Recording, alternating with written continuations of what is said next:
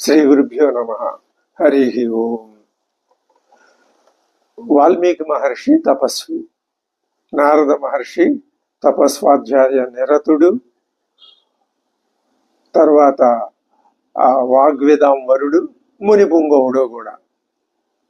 ఇప్పుడు వాల్మీకి మహర్షి తాను శ్రీరాముని గురించి తెలుసుకోవాలి అని అనుకుంటూ 16 ప్రశ్నలు, 16 గుణాలు కలిగినటువంటి పురుషుడు ఎవరున్నారు లోకంలో అని కదా అడిగాడు.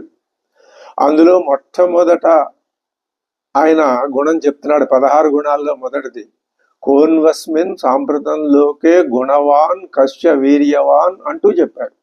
గుణవాన్ మొట్టమొదట ఆయన శ్రీరాముడిలో ఆయనకి కావలసిన లక్షణం గుణవాన్ అనేది.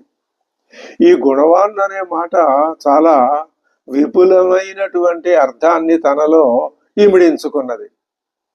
మామూలుగా ఆ మాటకు అర్థం గుణవాన్ అంటే గుణవంతుడు, గుణములు కలవాడు అని అర్థం. కానీ వేదం ఏం చెప్తున్నది? ఆ పరమాత్మ నిర్గుణుడు అని చెప్తున్నది.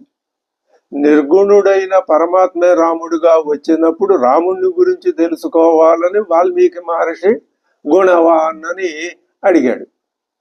ఇది ఎంతో యుక్తియుక్తంగా ఉన్నది.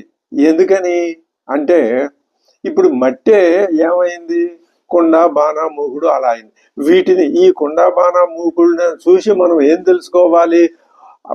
వాటి యొక్క స్వరూపం తెలుసుకోవాలి, అంటే మట్టిని తెలుసుకోవాలి.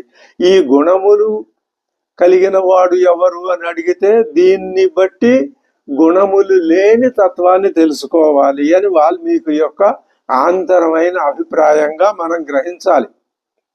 ఈ గుణానికి గుణవాన్ అనే మాటకి ఇంకా సౌశీల్యాదులు అనేక లక్షణాలు చెప్పారు. అదంతా వ్యాఖ్యాతలు చెప్పారు. అవన్నీ ఉన్నాయి, అవన్నీ మనం స్వీకరిస్తాం. కానీ మనం విశేషంగా ఏం చెప్పుకుంటాము అంటే ఈ గుణాలు ఇంకొక లక్షణం కూడా చెప్పచ్చు. 16 మిగిలిన 15 గుణాలు కూడా ఈ గుణవాన్ అనే మాటలోనే కలిసి వస్తాయి. అది ఇక్కడ ఉన్నటువంటి విశేషం. గుణవాన్ అని ఒక్క మాట అడిగితే చాలు, కానీ ఆయనకి సంతృప్తి కలక్క ఇంకా మిగతా 15 లక్షణాలు కూడా అడిగాడు. అంటే ఇప్పుడు మనం ఏం చేయాలన్నమాట? ఈ గుణవాన్ అనే మాటని బట్టి చూసి నిర్గుణ తత్వాన్ని గ్రహించాలి. కానీ లోకంలో కనిపించేది గుణాలే.